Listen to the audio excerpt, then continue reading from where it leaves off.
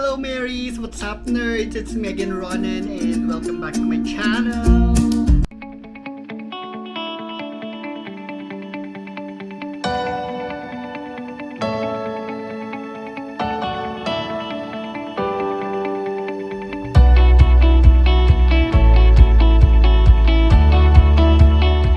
Hey everyone! Kamusta naman kayo guys? How are you doing? I hope everyone is doing well.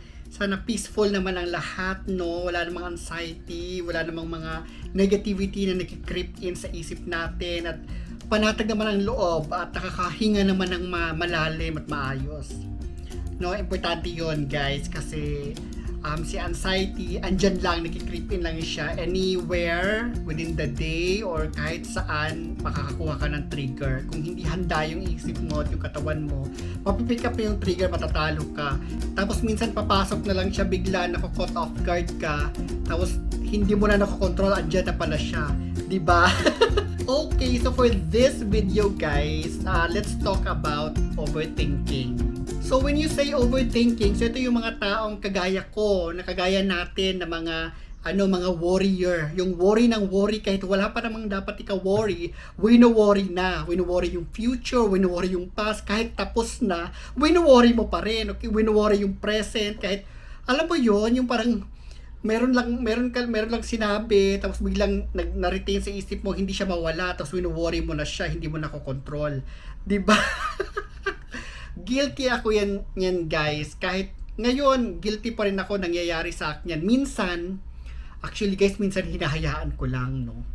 There are times na parang napapagod akong i-control siya, hinahayaan ko lang siya talaga. Binabantayan ko lang yung sarili ko na hindi ako magfo-fall into talagang magiging anxious.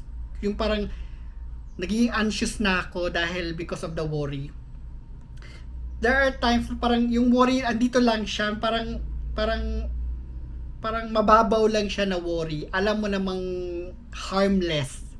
You know what I mean? Yung parang yung parang hindi mo lang talaga mapipigilan yung isip mo kaka-worry. Yung parang instead na pigilin mo, hayaan mo na lang, hinayaan ko na lang. I don't know kung healthy 'yon. Hindi ko rin ina-advise yun kasi baka mamaya it could cause parang mag-spiral ka into the anxiety hole to the point na mag-anxiety attack ka na tuloy. So kaya hindi ko siya nire-recommend. So paano ba natin ito ma-avoid? Ang hirap kasing i-avoid, especially pag napipick up mo siya anywhere, around the surroundings, in your home, mga kwentuhan lang sa mga friends, biglang may napag-usapan kayo tapos biglang tumatak sa'yo, parang tipong ganon. Let's say for example na may friend ka tapos kasama mo sa bahay, biglang sinabi niya, ay parang mahina yung pakiramdam ko today, ang hinang pakiramdam ko, parang masakit ulo ko. So dahil warrior ka, mapipick up mo yun. Sa isip mo, nagsaspiral na yung isip mo na baka may sakit siya, baka may anong nangyayari sa kanya, baka mamaya hindi na siya gumising. Alam mo yung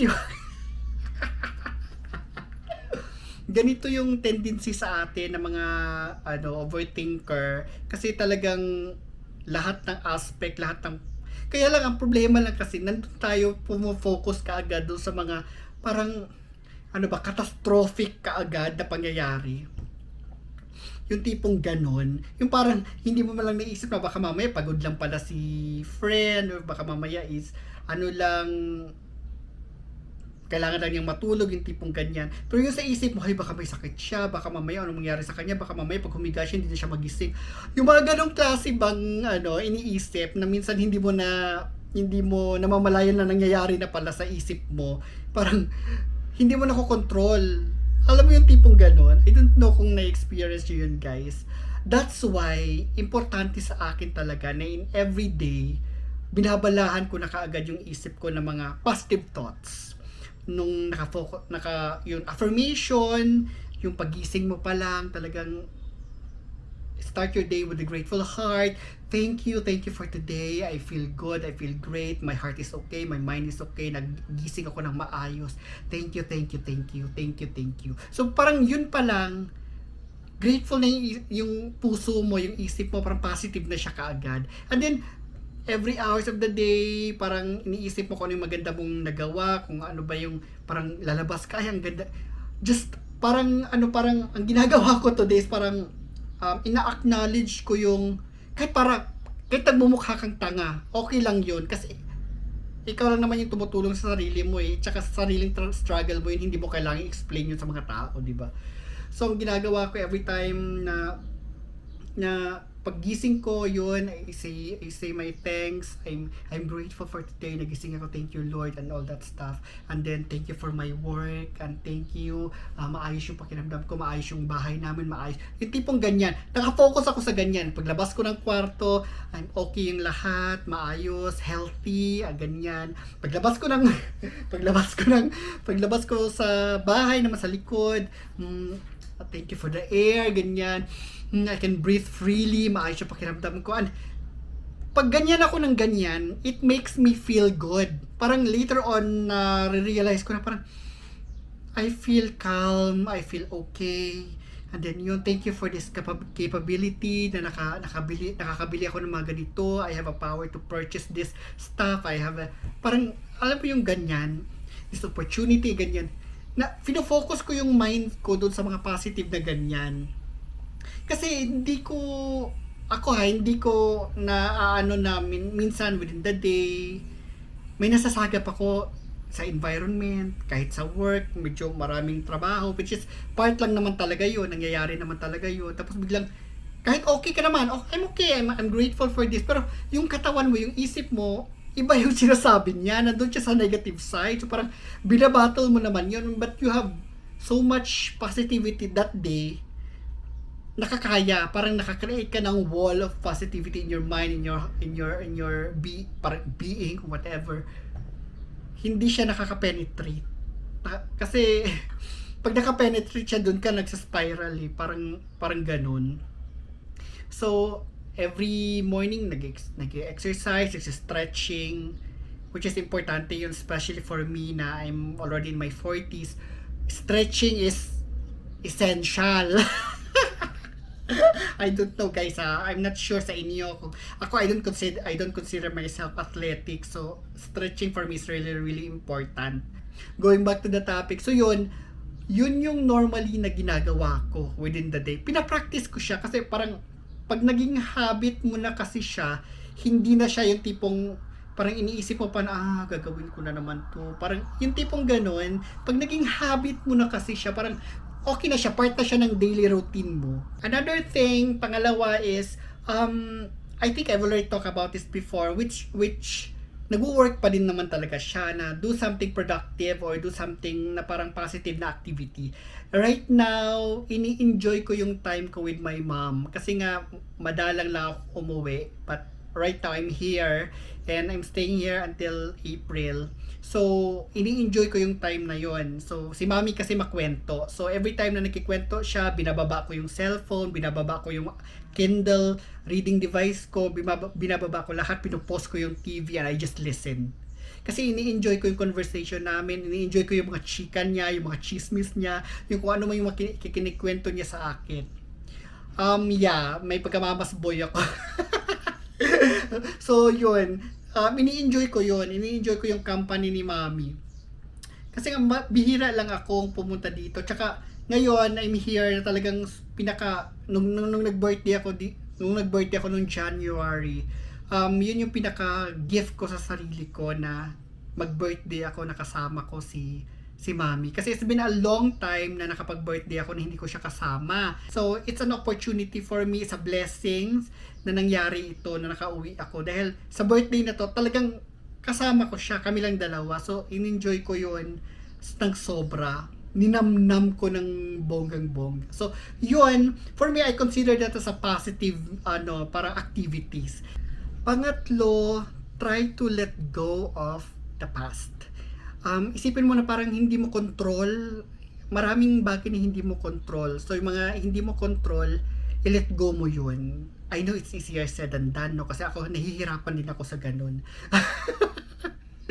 Especially yung mga sa past, na parang biglang papasok sa isip mo, tapos parang magsa-spiral siya, dapat ganito yung ginawa ko, dapat ganyan, dapat ito sana, ito ganito, hindi sana nangyari to. Tapos biglang nakakot mo yung sarili mo na nandun ka na pala, naglilitanya na yung isip mo, tapos in the middle mo palang nakakot. Hindi mo nakakot right off the bat, yung parang nung simula pa lang, hindi mo siya nahuhuli. Nasa kalagitnaan ka na pala, tsaka mo lang siya nahuli. Which is nangyayari sa akin most of the time. Parang naglilitan niya, nagugulat lang ako, nakatunganga na pala ako, tapos naglilitan niya yung isip ko, na abot dun sa past. Sabi ko, stop na. Past is past, wala ka na magagawa doon. Tama na. Parang gano'n, pinuputol ko na siya kaagad. Kasi minsan talagang nakakalok.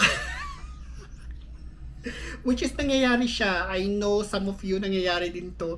Pero sa akin nangyayari siya. Pero I'm doing my best. I'm doing good na nahuhuli ko yung sarili ko. Pero minsan nga lang talaga nakakaslip siya na talagang kalagitnaan na ng litanya sa isip. Tsaka ko ba siya nahuhuli. Pero yung iba naman, simula pa lang, stop, pass na yun. Parang tipong ganon. So, wala ka na magagawa doon. Siguro you can take the lesson na lang or lesson na na-learn mo doon sa nangyari na yon and then take it with you. At least positive yon, di ba? Tapos pang-apat, acknowledgement. Acknowledge mo yung kung ano yung mga parang, ay, good job ako today. Parang ganun, give yourself a break. Parang give yourself a tap in the shoulder. Parang, ay, nagawa mo. Good job. Ganyan. Kasi, di ba, yung parang yung mga inner wins mo inside, may mga struggles tayo, di ba, sa sarili natin, sa isip and all that stuff. Tapos na-survive mo yan within the day. Let's say, for example, nagkaroon ka ng anxiety attack, tapos biglang na-survive mo or nag-creep in si anxiety sa isip mo within the day. Siguro nag-stay siya for at least 2 hours or 3 hours. But then, na-survive mo yun, acknowledge mo yun. Huwag mong iwalang sa bahala lang. Kasi parang simple wins, parang ganun, it's a big thing. Pag sama-sama mo siya, it's a big thing na rin yun. And it could help you, parang bank yung positivity sa isip, sa sarili mo na to fight kung ano man yung dadating, di ba? Na whatever parang triggers na mga pipick up mo, could help you fight that as well. Then 5, lastly, take charge of your emotions. Sabi nga nila, tayo lang naman yung nakaka-handle niyan, di ba? Tayo lang din yung alam kung ano yung nangyayari within us or inside us. So, parang pakiramdaman mo yung sarili mo, ganyan. Which is mahirap, no? For us, mga anxiety pips, parang nagigets natin yung mga struggle na ganito kasi normally si anxiety or kung anumang mental challenges, mental health challenges, nangyayari lang naman talaga siya sa loob, sa isip mostly, 'di ba? It's hard to explain it to people na talagang never naman talaga nagkaroon or ng anxiety issues. When I say anxiety issues, yung yung chronic na anxiety issues, hindi yung parang yung anxiety, regular anxiety na nararamdaman mo within the day. So, manage your emotions.